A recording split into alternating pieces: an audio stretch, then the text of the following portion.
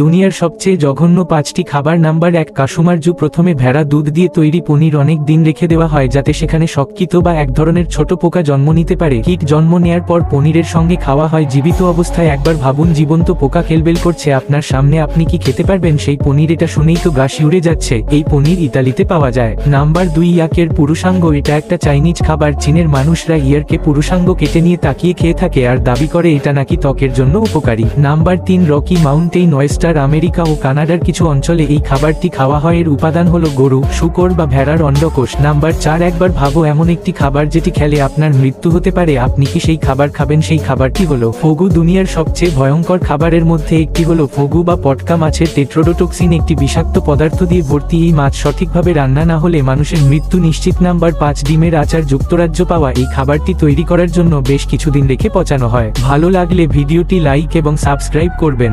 দুনিয়ার সবচেয়ে